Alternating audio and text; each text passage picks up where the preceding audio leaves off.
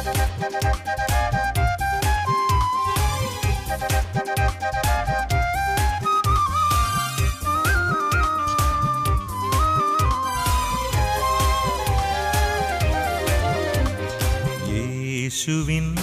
വാഗ്ദാനമേ പാവനാത്മനേ, ജീവൻ നൽകുന്ന ചൈതന്യമേ പരിശുദ്ധാത്മാവേ. യേശുവിൻ വാഗ്ദാനമേ പാവനാത്മനേ, ജീവൻ നൽകുന്ന ചൈതന്യമേ പരിശുദ്ധാത്മാവേ.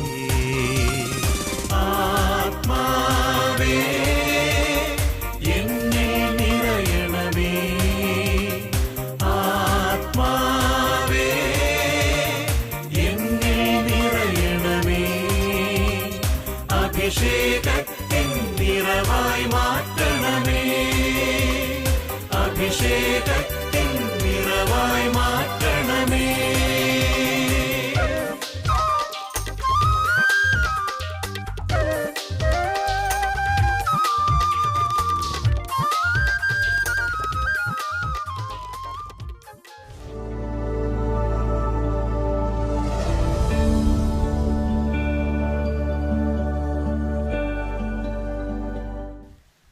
ക്ഷേമ ഇസ്രായേലിൻ്റെ ഒരു പുതിയ അധ്യായത്തിലേക്ക് യേശുവിൻ്റെ നാമത്തിൽ ഏവർക്കും സ്വാഗതം. നമ്മുടെ ജീവിതത്തിലെ എല്ലാ പ്രവൃത്തികളിലും നാം ദൈവത്തിൻ്റെ സഹായം അപേക്ഷിക്കുന്നുണ്ട്. ഓരോ പ്രതിസന്ധി ഘട്ടങ്ങൾ മാറിപ്പോകുമ്പോഴും നാം അതിയായി സന്തോഷിക്കുന്നു. എന്നാൽ അപ്പോഴൊക്കെ നാം ഒരു കാര്യം ശ്രദ്ധിക്കണം. നാം കൈവരിക്കുന്ന നേട്ടങ്ങളൊക്കെ ദൈവത്തിൻ്റെ പ്രവൃത്തിയാണോ എന്ന്. കാരണം ദൈവത്തിൻ്റെ പ്രവൃത്തിയാണ് ഏറ്റവും പ്രാധാന്യം.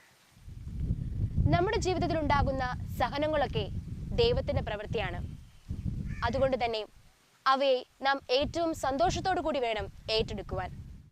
ഈ അവസരങ്ങളിലൊക്കെ ദൈവം നമ്മുടെ ജീവിതത്തിൽ പ്രവർത്തിക്കുന്നു എന്ന ബോധ്യമായിരിക്കണം നമുക്കുണ്ടാകേണ്ടത്.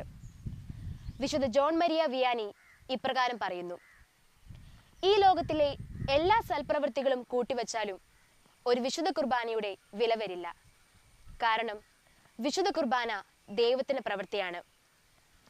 നമ്മുടെ ജീവിതത്തിൽ ദൈവത്തിൻ്റെ പ്രവൃത്തി എത്രത്തോളം പ്രാധാന്യം അർഹിക്കുന്നുണ്ടെന്ന് ഇന്നത്തെ ക്ഷേമ ഇസ്രായേലിലൂടെ നമുക്ക് മനസ്സിലാക്കാം. വചന സന്ദേശം നമുക്കായി നൽകുന്നത് കാരീസ് ഭവന്റെ ഡയറക്ടർ കുര്യൻ കാരിക്കലച്ചനാണ്. അച്ഛൻ്റെ വാക്കുകൾക്കായി നമുക്ക് കാതോർക്കാം. ദൈവം നമ്മെ സമൃദ്ധമായി അനുഗ്രഹിക്കട്ടെ.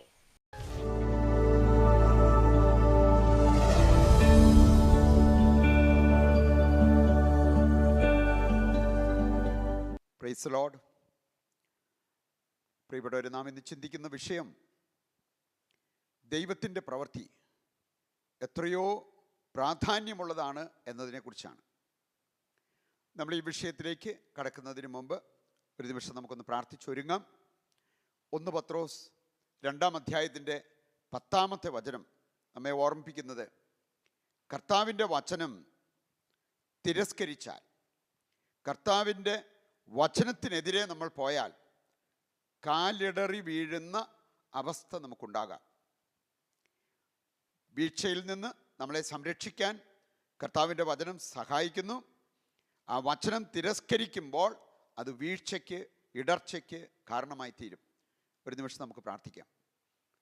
പിതാവേ, പരിശുദ്ധാത്മാവിനെ ഞങ്ങളുടെ മേൽ അയക്കണമേ. വചനം പ്രഘോഷിക്കുവാനും വചനം ശ്രവിക്കുവാനും ഗ്രഹിക്കുവാനും അതിന് പ്രത്യുത്തരം നൽകുവാനും ഞങ്ങൾക്ക് വേണ്ടത് പരിശുദ്ധാത്മാവിൻ്റെ സഹായമാണ്. തിന്മയുടെ സകല ദ്രോഹങ്ങളിൽ നിന്നും ഞങ്ങളെ കാത്തുകൊള്ളണമേ. പരിശുദ്ധാത്മാവിൻ്റെ സഹായത്താൽ അങ്ങയുടെ വചനത്തിൽ ഞങ്ങൾ വളരുവാൻ അങ്ങ് ഞങ്ങളെ അനുഗ്രഹിക്കുകയും ചെയ്യണമേ. നിത്യം പിതാവും പുത്രനും പരിശുദ്ധാത്മാവുമായ സർവേശ്വര, ആമേൻ. ഈശോ മിശിഹായ്ക്ക് സ്തുതിയായിരിക്കട്ടെ. ഇന്നത്തെ വചനവിരുന്നിലേക്ക് ഏവർക്കും സ്വാഗതം. ഞാൻ സൂചിപ്പിച്ചതുപോലെ നമ്മൾ ഇന്ന് ചിന്തിക്കുന്നത് കർത്താവിൻ്റെ പ്രവൃത്തിക്ക് നമ്മൾ എത്രമാത്രം പ്രാധാന്യം നൽകണം എന്നതിനെക്കുറിച്ചാണ്. ഏതാനും ചില വചനഭാഗങ്ങളിലൂടെ നമ്മൾ കണ്ണോടിക്കുമ്പോൾ ഈ യാഥാർത്ഥ്യം വളരെ വ്യക്തമായി ദൈവം നമ്മളെ പഠിപ്പിക്കുന്നുണ്ട്. 2 വചനങ്ങൾ പഴയ നിയമത്തിൽ നിന്നും പുതിയ നിയമത്തിൽ നിന്നുള്ള 2 വചനങ്ങൾ നമ്മൾ എടുക്കുന്നുവെങ്കിൽ, ഒന്ന് മത്തായിയുടെ സുവിശേഷം 21-ാം അധ്യായത്തിൻ്റെ 42-ാമത്തെ വചനം, സങ്കീർത്തനം 118, 22, 23 വചനങ്ങൾ. പഴയ നിയമത്തിൽ നിന്നുള്ള ഈ വചനത്തെ പുതിയ നിയമത്തിൽ കർത്താവ് വ്യാഖ്യാനിച്ചിരിക്കുന്നത് നമുക്ക് കാണാൻ സാധിക്കും. ഈ 2 വചനഭാഗങ്ങളിലും പറഞ്ഞിരിക്കുന്ന കാര്യം ഇതാണ്: പണിക്കാരുപേക്ഷിച്ച കല്ല് മൂലക്കല്ലായി തീർന്നു. ഇത് കർത്താവിൻ്റെ പ്രവൃത്തിയാണ്. പണിക്കാരുപേക്ഷിച്ചത് മൂലക്കല്ലായി തീർന്നു. അപ്പസ്തോല പ്രവർത്തനങ്ങളിൽ നമ്മൾ കാണുന്നുണ്ട്, പത്രോസ്ലീഹായും പൗലോസ്ലീഹായും ഒക്കെ അവരുടെ പ്രസംഗത്തിൽ ഈ കാര്യം സൂചിപ്പിക്കുകയുണ്ടായി. പണിക്കാരുപേക്ഷിച്ച കല്ല് മൂലക്കല്ലായി തീർന്നു. അതാണ് യേശുക്രിസ്തു എന്ന്. പ്രിയപ്പെട്ടവരെ, ഇവിടെ പറഞ്ഞിരിക്കുകയാണ്, അത് കർത്താവിൻ്റെ പ്രവൃത്തിയാണ്. നമുക്ക് കർത്താവിൻ്റെ പ്രവൃത്തിയെ ചോദ്യം ചെയ്യാൻ അവകാശമില്ല. വീണ്ടും മറ്റു പല വചനഭാഗങ്ങളും ഈ ഒരു യാഥാർത്ഥ്യത്തിലേക്ക് വിരൽ ചൂണ്ടുന്നത് കാണാൻ സാധിക്കും. പ്രഭാഷകന്റെ പുസ്തകം 39-ാം അധ്യായത്തിൻ്റെ 33-ാമത്തെ വചനവും ഇക്കാര്യം തന്നെ എടുത്തു കാണിച്ചിരിക്കുന്നത് കാണാൻ പറ്റും. ദൈവത്തിൻ്റെ പ്രവൃത്തി അത് അത്യുത്തമമാണ്. ആ പ്രവൃത്തിയാൽ നമുക്കൊരു രോഗം വന്നായിരിക്കാം, രോഗസൗഖ്യം വന്നതായിരിക്കാം, പരാജയം വന്നതായിരിക്കാം, വിജയം വന്നതായിരിക്കാം. അവയെല്ലാം അത്യുത്തമമാണ് എന്ന് വചനം നമ്മെ ഓർമ്മിപ്പിക്കുകയാണ്. നമുക്ക് കാണാൻ സാധിക്കും, യോഹന്നാന്റെ സുവിശേഷം 11-ാം അധ്യായത്തിൽ ലാസർ രോഗിയായി കിടന്നപ്പോൾ വിവരം അവനെ അറിയിച്ചു. എന്നാൽ രോഗിയായ ലാസറിനെ കാണാൻ യേശു പോകുന്നില്ല. ശിഷ്യന്മാരെ തന്നെ അതിശയിപ്പിച്ച ഒരു കാര്യം. പക്ഷെ അതോടൊപ്പം കർത്താവ് സൂചിപ്പിച്ച ഒരു കാര്യം ഇതാണ്: ഈ രോഗം മരണത്തിൽ തീരേണ്ടതല്ല, അത് ദൈവമഹത്വത്തിൽ കലാശിക്കേണ്ടതാണ്. പ്രിയപ്പെട്ട യോഹന്നാന്റെ സുവിശേഷം 9-ാം അധ്യായത്തിലും നമുക്ക് കാണാൻ സാധിക്കും, ജന്മന അന്ധനായ ഒരു വ്യക്തിയെക്കുറിച്ച് ശിഷ്യന്മാർ പോലും ചോദിക്കുകയുണ്ടായി, എന്തുകൊണ്ടാണ് ഇങ്ങനെ സംഭവിച്ചത്? ഇവൻ്റെ പാപമോ പൂർവികരുടെ പാപമോ? അതിനും മറുപടിയായി കർത്താവ് പറഞ്ഞത്, അത് ദൈവത്തിൻ്റെ പ്രവൃത്തിയാണ്. ദൈവത്തിൻ്റെ പ്രവൃത്തി, ദൈവമഹത്വത്തിന് വേണ്ടിയുള്ള പ്രവൃത്തി. ഒരുപക്ഷെ ആദ്യം അത് നമുക്ക് മനസ്സിലായെന്ന് വരില്ല, പിന്നീട് അതിൻ്റെ അർത്ഥം നമുക്ക് വെളിപ്പെട്ട് കിട്ടും. പ്രഭാഷകൻ 39-ാം അധ്യായം പല ആവർത്തി എടുത്തു പറഞ്ഞിരിക്കുന്ന ഒരു കാര്യമാണ്, ദൈവത്തിൻ്റെ പ്രവൃത്തിയെ നിങ്ങൾ ചോദ്യം ചെയ്യരുത്. തക്ക സമയത്ത് അതിൻ്റെ അർത്ഥം നിങ്ങൾക്ക് പിടികിട്ടും. അതുകൊണ്ട് പ്രിയപ്പെട്ടവരെ, ദൈവത്തിൻ്റെ പ്രവൃത്തി കാണാൻ ആഗ്രഹിച്ചും ദൈവത്തിൻ്റെ പ്രവൃത്തി അംഗീകരിച്ചും നമ്മൾ ജീവിതത്തിൽ മുമ്പോട്ട് പോകുമ്പോൾ അത് നമ്മുടെയും നന്മയ്ക്കായി ഭവിക്കും. യോഹന്നാൻ 9-ലെ സംഭവം നമുക്കറിയാം. പിന്നീട് ആ യാചകന്, ജന്മന അന്ധനായവന് കർത്താവ് കാഴ്ച നൽകി. അതേ തുടർന്ന് അവൻ്റെ ജീവിതത്തിൽ വന്ന മാറ്റം കണ്ട് അനേകര് ദൈവത്തിൽ വിശ്വസിച്ചു. സൗഖ്യം പ്രാപിച്ച ആ അന്ധൻ പിന്നീട് കർത്താവിന് വേണ്ടി, ദൈവരാജ്യത്തിന് വേണ്ടി പോയി പ്രവർത്തിക്കുന്നത് കാണാൻ പറ്റും. ഒരുപക്ഷെ അവൻ കാഴ്ചയുള്ളവനായി ജനിച്ച് കാഴ്ചയുള്ളവനായി ജീവിതത്തിൽ തുടർന്നെങ്കിൽ അവൻ്റെ ജീവിതത്തിൽ സംഭവിച്ച ആ വൻ കാര്യങ്ങൾ അവൻ്റെ ജീവിതത്തിൽ സംഭവിച്ചെന്ന് വരില്ലായിരുന്നു. അതുകൊണ്ട് പ്രിയപ്പെട്ടവരെ, നമ്മൾ മനസ്സിലാക്കിയിരിക്കേണ്ട ഒരു കാര്യം, കർത്താവിൻ്റെ പ്രവൃത്തി എപ്പോഴും അത്യുത്തമമാണ്. അത് അംഗീകരിക്കാൻ സാധിക്കുന്നവർക്ക് അതിലെ നന്മ ഇന്നല്ലെങ്കിൽ നാളെ തിരിച്ചറിയാൻ സാധിക്കും. ഒരു സംഭവം ഞാൻ ഓർക്കുകയാണ്. ഒരു സഹോദരി പറഞ്ഞതാണ്, അവരുടെ ചെറുപ്പത്തിൽ എന്ന് പറഞ്ഞാൽ കുട്ടിക്കാലത്തുണ്ടായ ചില കാര്യങ്ങൾ, അതിൻ്റെ സ്വാധീനം മൂലമായിരിക്കാം ഇന്ന് അവർ 40-45 വയസ്സ് പ്രായമുള്ള ഒരു സ്ത്രീയാണ്. അവർ പറയാണ്, ഒരു പ്രാവശ്യം ഒരു മാങ്ങാപ്പഴം കഴിച്ചു, ശരീരം മൊത്തം തടിച്ചു പൊങ്ങി. വേറൊരു പ്രാവശ്യം ചക്കപ്പഴം കഴിച്ചു, അവരുടെ ശരീരത്തിൽ അതിൻ്റെ റിയാക്ഷൻ ഉണ്ടായി. അങ്ങനത്തെ പ്രശ്നങ്ങളൊന്നും നേരത്തെ ഇല്ലായിരുന്നാണ്. അലർജി ആയിരിക്കാം എന്നാണ് അവർ കരുതിയത്. പിന്നെ മാങ്ങാപ്പഴം കഴിക്കാതിരുന്നു, ചക്കപ്പഴവും ഒഴിവാക്കിയിരുന്നു. അങ്ങനെ ഇരിക്കുകയാണ് ഒരു ദിവസം പ്രാർത്ഥിച്ചുകൊണ്ടിരുന്നപ്പോൾ അവർക്ക് അങ്ങനെ ശക്തമായി ദൈവം അവർക്കൊരു ചിന്ത മനസ്സിൽ വെച്ചു കൊടുത്തു. ചെറുപ്പത്തിലെ കാര്യങ്ങൾ ഓർക്കാൻ, കുട്ടിക്കാലത്തെ കാര്യങ്ങൾ ഓർക്കാൻ അവരുടെ മനസ്സിലേക്ക് വന്നു. ആ കുട്ടിക്കാലത്ത് അവർ ചെയ്തിരുന്ന ചില കുറുമ്പുകൾ, അയൽവക്കക്കാരുടെ മാങ്ങ വീഴുമ്പോൾ അവർ കാണാതെ അത് പെറുക്കിയെടുത്ത് ഓടാനും, അതുപോലെ തന്നെ മറ്റുള്ളവരുടെ എന്ന് പറഞ്ഞാൽ അവരുടെ പറമ്പിൽ വീണ ചക്കയായിരിക്കാം അത് എടുത്തുകൊണ്ട് പോകാനുമൊക്കെ അന്ന് ഒരു വലിയ ഒരു താല്പര്യമായിരുന്നു അങ്ങനെയുള്ള കാര്യങ്ങൾക്ക്. എൻ്റെ പ്രിയപ്പെട്ടവരെ, ആ രംഗങ്ങളെല്ലാം ഇവരുടെ മനസ്സിലേക്ക് കൊണ്ടുവന്നു. ഏതായാലും ആ സ്ത്രീ പ്രാർത്ഥിച്ച് നല്ലൊരു കുമ്പസാരത്തിനായിട്ട് ഒരുങ്ങി. ഈ മാങ്ങാപ്പഴം പെറുക്കിയതും ചക്ക എടുത്തുകൊണ്ട് പോയതുമൊക്കെ കുമ്പസാരിക്കേണ്ട ആവശ്യമുണ്ടോ എന്നൊക്കെ അവർ നേരത്തെ ചിന്തിച്ചിരുന്നതാണ്. ഏതായാലും ഇങ്ങനെ ശക്തമായ ഒരു ചിന്ത മനസ്സിൽ വന്നതുകൊണ്ട് അവരനുദപിച്ച് നല്ലൊരു കുമ്പസാരത്തിന് പോയി. ആ കുമ്പസാരത്തിൽ ഈ കാര്യങ്ങളെല്ലാം ഏറ്റുപറഞ്ഞ് പാപമോചനം യാചിച്ചു. നിങ്ങൾക്ക് വിശ്വസിക്കാൻ പറ്റുമോ അവരുടെ ജീവിതത്തിലുണ്ടായ കാര്യം? ഈ കുമ്പസാരത്തിന് ശേഷം ഇവർ അലർജിക്ക് മരുന്നും എടുത്തിട്ടില്ല, അങ്ങനെയുള്ള കാര്യങ്ങളൊന്നും ചെയ്തിട്ടില്ല. ഇന്നവർ എത്രമാത്രം മാങ്ങാപ്പഴം കഴിച്ചാലും ചക്കപ്പഴം കഴിച്ചാലും അവരെ സംബന്ധിച്ചിടത്തോളം അത് ഒരലർജിക്ക് കാരണമാകുന്നില്ല. ദൈവത്തിൻ്റെ പ്രവൃത്തി. കുമ്പസാരമാണെങ്കിലും മറ്റേത് കൂദാശയാണെങ്കിലും നമുക്കറിയാം അത് ദൈവത്തിൻ്റെ പ്രവൃത്തിയാണ്. വിശുദ്ധ ജോൺ മേരി വിയാനി പഠിപ്പിച്ചിരിക്കുന്ന ഒരു കാര്യമുണ്ട്. ഈ ലോകത്ത് സൽപ്രവൃത്തികൾ ചെയ്യുന്ന ധാരാളം വ്യക്തികളുണ്ടല്ലോ. എനിക്കറിയാം ചില കുടുംബങ്ങൾ ലക്ഷങ്ങൾ ചാരിറ്റിക്കായിട്ട് കൊടുത്തിട്ടുള്ള വ്യക്തികൾ, അങ്ങനെയുള്ള കുടുംബങ്ങൾ. അപ്പം അതെല്ലാം വെച്ച് നോക്കുമ്പോൾ എന്തുമാത്രം സൽപ്രവൃത്തികൾ ചെയ്യുന്ന ആളുകളെ നമുക്ക് കണ്ടുമുട്ടാൻ പറ്റും. ജോൺ മേരി വിയാനി പറഞ്ഞത്, ഈ സൽപ്രവൃത്തികളെല്ലാം ഒരുമിച്ച് കൂട്ടിയാലും അവയ്ക്ക് ഒരു വിശുദ്ധ കുർബാനയുടെ മൂല്യം വരില്ല എന്ന്. ഒരു വിശുദ്ധ കുർബാനയുടെ മൂല്യം. അതിൻ്റെ കാരണം അദ്ദേഹം പറഞ്ഞത്, സൽപ്രവൃത്തികൾ മനുഷ്യർ ചെയ്യുന്ന പ്രവൃത്തികളാണ്. മനുഷ്യർ അവർ ലോകത്തിൻ്റെ ഏത് വശങ്ങളിലാണെങ്കിലും സൽപ്രവൃത്തികൾ ചെയ്യുമ്പോൾ അത് മനുഷ്യൻ്റെ പ്രവൃത്തിയാണ്. വിശുദ്ധ കുർബാന ലോകത്തെവിടെ അർപ്പിക്കപ്പെട്ടാലും വിശുദ്ധ കുർബാന ദൈവത്തിൻ്റെ പ്രവൃത്തിയാണ്. അതാണ് വിശുദ്ധ ജോൺ മേരി വിയാനി പഠിപ്പിച്ചിരിക്കുന്നത്.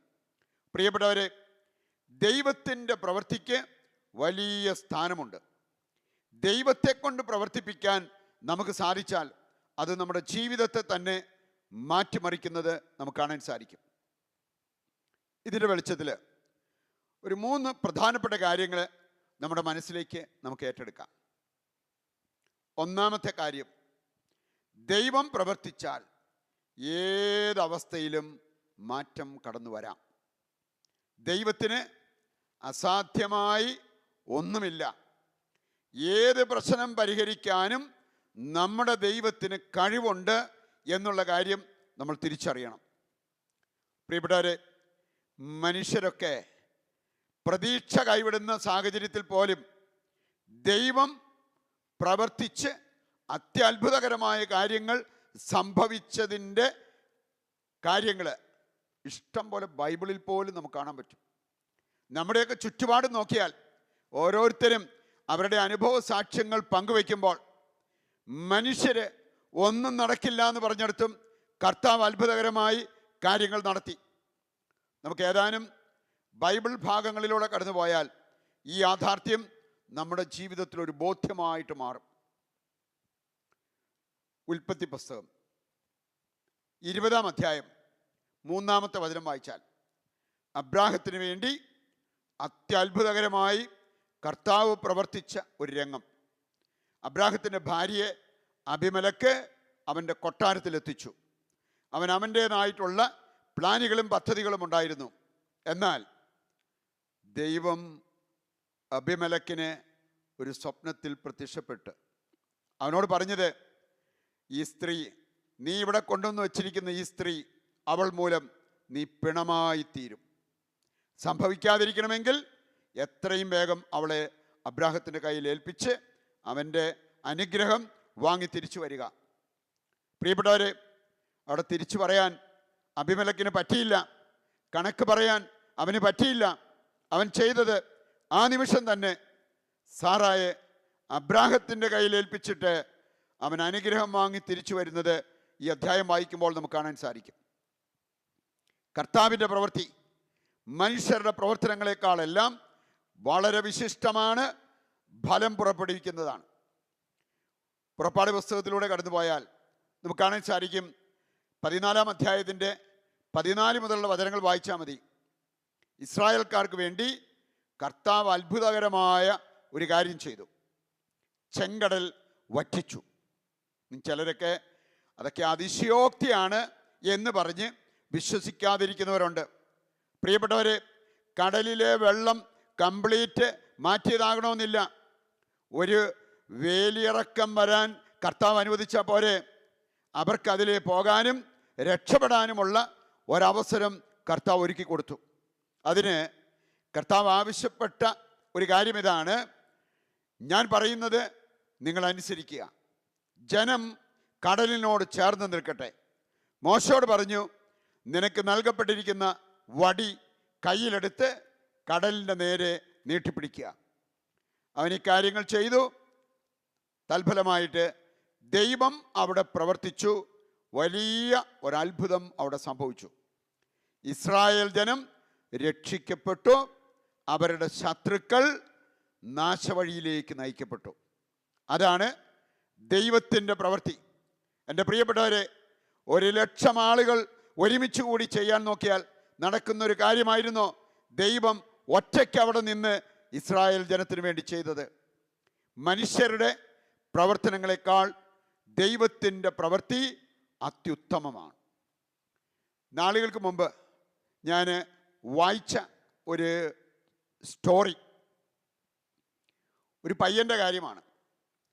അവൻ്റെ മുറ്റം കഴിഞ്ഞ് പറമ്പാണ്.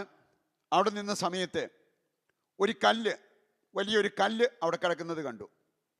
അവൻ ചെന്ന് ആ കല്ല് ഉരുട്ടി മാറ്റാൻ നോക്കി. അവൻ എത്ര നോക്കിയിട്ടും അത് മാറുന്നില്ല.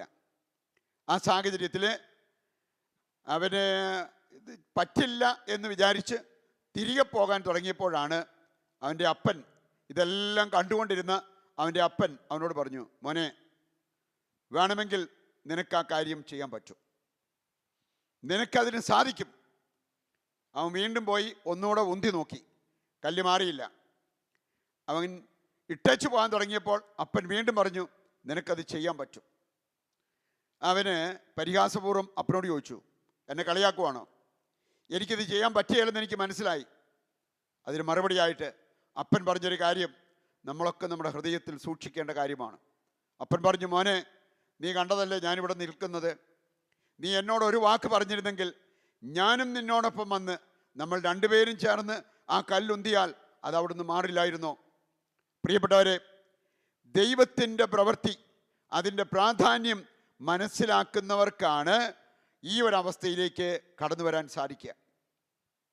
വീണ്ടും നമ്മൾ മനസ്സിലാക്കിയിരിക്കേണ്ട അടുത്ത കാര്യം ഇതാണ്: ദൈവത്തെ കൊണ്ട് നമ്മൾ പ്രവർത്തിപ്പിക്കണം. അത് നമ്മുടെ ഒരു കടമയാണ്, ദൈവത്തെ കൊണ്ട് പ്രവർത്തിപ്പിക്കുക എന്നുള്ളത്. ലൂക്കായുടെ സുവിശേഷം 8-ാം അധ്യായത്തിൻ്റെ 22 മുതൽ വായിച്ചാൽ, മരണവക്കിലെത്തി നിന്ന ശിഷ്യന്മാർ കർത്താവിനെ വിളിച്ചുണർത്തി കർത്താവിനെ കൊണ്ട് പ്രവർത്തിപ്പിച്ചു. അവിടെ അവർ ദൈവത്തിൻ്റെ വലിപ്പം തിരിച്ചറിഞ്ഞ് അവർ അത്ഭുതത്തോടെ സംസാരിച്ചൊരു കാര്യം അവിടെ കൊടുത്തിട്ടുണ്ട്. ഇവൻ ആര്? കാറ്റിനോടും കടലിനോടും ഇവൻ കൽപ്പിക്കുകയും അത് സംഭവിക്കുകയും ചെയ്യുന്നല്ലോ.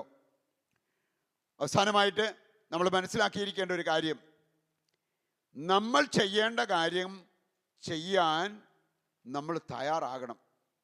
പ്രിയപ്പെട്ടവരെ, കർത്താവ് അത്ഭുതം പ്രവർത്തിക്കണമെങ്കിൽ വളരെ വളരെ ആവശ്യമായിട്ടുള്ള ഒരു കാര്യമാണ് മനുഷ്യൻ്റെ സഹകരണം. നമ്മൾ കാണുന്നുണ്ട്, 5 അപ്പവും 2 മീനും കർത്താവിൻ്റെ കയ്യിൽ വന്നപ്പോഴാണ് അവിടെ ഒരു അത്ഭുതം നടന്നത്. യോഹന്നാന്റെ സുവിശേഷം 6-ാം അധ്യായത്തിൻ്റെ 9 മുതലുള്ള വചനങ്ങളുടെ സന്ദേശം അതാണ്. യോഹന്നാന്റെ സുവിശേഷം 11-ാം അധ്യായം വായിച്ചാൽ 2 കാര്യങ്ങൾ മനുഷ്യരെ കൊണ്ട് ദൈവം ചെയ്യിച്ചു ഒരത്ഭുതം നടക്കുന്നതിന് മുമ്പ്. ഒന്ന്, കല്ലുരുട്ടി മാറ്റാൻ പറഞ്ഞു, അവരത് ചെയ്തു.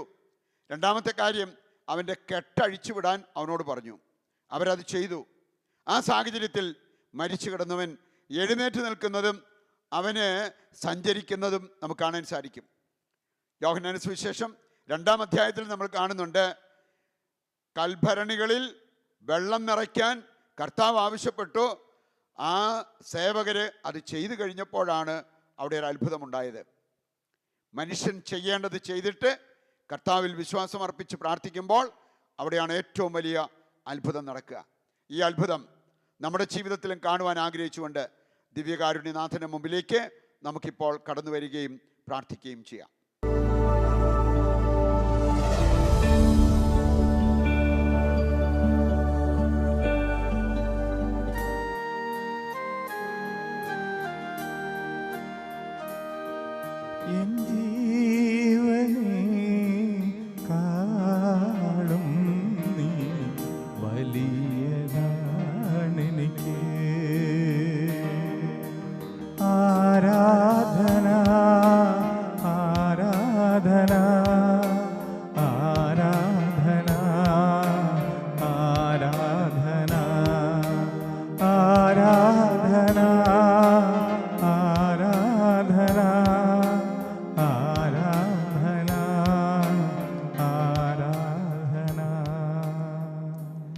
പരിശുദ്ധ പരമ ദിവ്യകാരുണ്യത്തിന് എന്നേരവും ആരാധനയും സ്തുതിയും പുകഴ്ചയും ഉണ്ടായിരിക്കട്ടെ. പ്രിയപ്പെട്ടവരെ, ആരാധനയുടെ സമയമാണ്. ദൈവത്തിൻ്റെ അത്ഭുതകരമായ പ്രവൃത്തി നമ്മൾ കാണുന്ന സമയമാണ്. 46-ാമത്തെ സങ്കീർത്തനത്തിൽ സങ്കീർത്തകൻ നമ്മളെ ഓർമ്മിപ്പിക്കുന്ന ഒരു കാര്യം, വരുവിൻ കർത്താവിൻ്റെ പ്രവൃത്തികൾ നമുക്ക് കാണാം. ആ പ്രവൃത്തിയാണ് ഈ ആരാധനയുടെ സമയത്ത് നമ്മൾ കാണേണ്ടത്. വചനത്തിലൂടെ നമ്മൾ മനസ്സിലാക്കി, നമ്മുടെ അധ്വാനത്തെക്കാൾ പ്രധാനപ്പെട്ടതാണ് ദൈവത്തെ കൊണ്ട് നമ്മുടെ ജീവിതത്തിൽ പ്രവർത്തിപ്പിക്കുക എന്നുള്ളത്. അതിന് നമ്മൾ ചെയ്യേണ്ടത് ഹൃദയം ഉപയോഗിക്കുക. പ്രാർത്ഥനയിൽ ഹൃദയം ഉപയോഗിച്ച് കർത്താവിനോട് നിലവിളിക്കുക. അപ്പോൾ കർത്താവ് നമുക്കായി പ്രവർത്തിക്കും. നമുക്ക് ആ ഒരു ബോധ്യത്തിലേക്ക് കടന്നു വരാം. ജീവിക്കുന്ന ദൈവത്തെ ഈ ദിവ്യകാരുണ്യത്തിൽ നമുക്കൊന്ന് കാണാം. നമ്മുടെ വിശ്വാസം ഉറക്കെ പ്രഖ്യാപിച്ച് ആ ദൈവത്തെ വിളിക്കാം, ആ ദൈവത്തെ സ്തുതിക്കാം, ആ ദൈവത്തെ ആരാധിക്കാം. അപ്പോൾ നമുക്ക് വേണ്ടി കർത്താവ് പ്രവർത്തിക്കും. നമുക്ക് ആവശ്യമായതെല്ലാം കർത്താവ് നമ്മുടെ ജീവിതത്തിലേക്ക് അയച്ചു തരും. നമുക്ക് ഒന്ന് ചേർന്ന് കർത്താവിനെ ഒന്ന് സ്തുതിച്ച് പ്രാർത്ഥിക്കാം. യേശുവേ നന്ദി, ഹല്ലേലൂയ. കർത്താവേ, അങ്ങ് ജീവിക്കുന്ന ദൈവമാണ്, അങ്ങ് ഞങ്ങൾക്കായി പ്രവർത്തിക്കുന്ന ദൈവമാണ്. കർത്താവേ, അങ്ങ് പ്രവർത്തിച്ചാൽ ഞങ്ങളുടെ ഏത് പ്രശ്നത്തിനും പരിഹാരമുണ്ടാകും. ആ വിശ്വാസത്തോടെ പ്രാർത്ഥിക്കുന്നു. ഞങ്ങളെ അനുഗ്രഹിക്കണമേ. Hallelujah, hallelujah, hallelujah.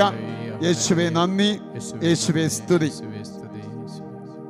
പ്രിയപ്പെട്ടവരെ, വചനത്തിൽ നമ്മൾ കണ്ടു കർത്താവിനെ കൊണ്ട് നമ്മൾ പ്രവർത്തിപ്പിക്കണം എന്നുള്ളത്. ദൈവം പ്രവർത്തിക്കും, ദൈവം പ്രവർത്തിക്കും. പക്ഷെ ആ ദൈവത്തെ കൊണ്ട് മനുഷ്യരായി നമ്മൾ പ്രവർത്തിപ്പിക്കണം. ലൂക്കായുടെ സുവിശേഷം 8-ാം അധ്യായം 22 മുതലുള്ള വചനങ്ങളിൽ നമ്മൾ കണ്ടു, ശിഷ്യന്മാർ കർത്താവിനെ വിളിച്ചുണർത്തി. അവർക്ക് വേണ്ടി കർത്താവ് എഴുന്നേറ്റ് നിന്ന് പ്രവർത്തിച്ചു. കടലും കാറ്റും സകലതും ശാന്തമായി. മരണവക്കിൽ നിന്ന് അവർ രക്ഷ പ്രാപിച്ചു. അതുകൊണ്ട് പ്രിയപ്പെട്ടവരെ, വിശ്വാസത്തോടെയുള്ള പ്രാർത്ഥനയിലൂടെ യേശുവിനെ നമുക്കും നമ്മുടെ ജീവിതത്തിൽ, നമ്മുടെ കുടുംബത്തിൽ ഉണർത്താം. അപ്പോൾ കർത്താവ് നമുക്ക് വേണ്ടി പ്രവർത്തിക്കും. നമ്മൾ കാണുന്നുണ്ട്, വിശ്വാസത്തോടെയുള്ള പ്രാർത്ഥനയ്ക്ക് നിശ്ചയമായിട്ടും കർത്താവ് പ്രതിഫലം നൽകിയിരിക്കും. മത്തായി 15 കാനാൻകാരിയുടെ വിശ്വാസം. ലൂക്കായുടെ സുവിശേഷം 7-ാം അധ്യായം ശതാധിപൻ്റെ വിശ്വാസത്തോടു കൂടിയുള്ള അവൻ്റെ പ്രാർത്ഥന. വീണ്ടും നമ്മൾ കാണുന്നുണ്ട് ലൂക്കായുടെ സുവിശേഷം 8-ാം അധ്യായത്തിൽ രക്തസ്രാവക്കാരി സ്ത്രീ, അവരുടെയൊക്കെ വിശ്വാസത്തിന് കർത്താവ് വലിയ വില കൽപ്പിച്ചു, പ്രതിഫലം നൽകുകയും ചെയ്തു. നമ്മളും ഈ കർത്താവിനോട് വിശ്വാസത്തോടെ പ്രാർത്ഥിച്ചാൽ കർത്താവ് നമുക്ക് വേണ്ടി ഇറങ്ങി പ്രവർത്തിക്കും. നമ്മുടെ പ്രശ്നങ്ങൾ എന്തു തന്നെ ആകട്ടെ, നമ്മുടെ കുടുംബത്തിൻ്റെ അവസ്ഥ എന്തു തന്നെ ആകട്ടെ വിശ്വാസത്തോടെ കർത്താവിനെ ഒന്ന് വിളിക്കാം. കർത്താവേ, അങ്ങ് എനിക്കായി ഒന്ന് പ്രവർത്തിച്ചാൽ എൻ്റെ എല്ലാ പ്രശ്നങ്ങൾക്കും പരിഹാരമുണ്ടാകും. അതിനായി എൻ്റെ ജീവിതത്തിലും എൻ്റെ കുടുംബത്തിലും അവിടുന്ന് എഴുന്നേറ്റ് നിന്ന് കൽപ്പിക്കണമേ, പ്രവർത്തിക്കണമേ എന്ന് യാചിച്ചുകൊണ്ട് കർത്താവിനോട് നിലവിളിക്കട്ടെ. Hallelujah, hallelujah. കർത്താവേ, അവിടുത്തെ പ്രിയ മക്കളോട് ചേർന്ന് വൈദികരായി ഞങ്ങളും ഇപ്പോൾ പ്രാർത്ഥിക്കുന്നു. അങ്ങയോട് നിലവിളിച്ച് പ്രാർത്ഥിക്കുന്നു. ഈ മക്കൾക്ക് വേണ്ടി നിലവിളിക്കുന്നു. കർത്താവേ, അവിടുത്തെ കരം നീട്ടിവരെ അനുഗ്രഹിച്ച് ആശീർവദിക്കണമേ എന്ന് പ്രാർത്ഥിക്കുന്നു. രോഗത്താൽ വലയുന്നവര്, പാപത്തിൽ കുടുങ്ങിക്കിടക്കുന്നവര്, മനസ്സമാധാനമില്ലാതെ വിഷമിക്കുന്നവര്, കുടുംബത്തിൽ സമാധാനമില്ലാതെ നീറി വിഷമിക്കുന്ന മക്കള്, ഇവർക്കെല്ലാം വേണ്ടത് അങ്ങ് നൽകി അനുഗ്രഹിക്കണമേ. Hallelujah, hallelujah, hallelujah. പ്രിയപ്പെട്ടവരെ, പൗരോഹിത്യത്തിൻ്റെ അധികാരത്തിന് കീഴിൽ നിന്നുകൊണ്ട് നിങ്ങളുടെ ശരീരത്തിൻ്റെയും മനസ്സിൻ്റെയും ആത്മാവിൻ്റെയും സകല രോഗങ്ങളെയും പ്രശ്നങ്ങളെയും ശാസിച്ചു മാറ്റി നിങ്ങൾക്ക് സൗഖ്യവും വിടുതലും വിശുദ്ധീകരണവും നൽകുന്നു. പിതാവിൻ്റെയും പുത്രൻ്റെയും പരിശുദ്ധാത്മാവിൻ്റെയും നാമത്തിൽ ആമേൻ. ശിരസ് നമിക്കാം. പരിശുദ്ധ കുർബാനയുടെ ആശീർവാദം നമുക്കിപ്പോൾ ഏറ്റെടുക്കാം. പരിശുദ്ധ പരമ ദിവ്യകാരുണ്യത്തിന്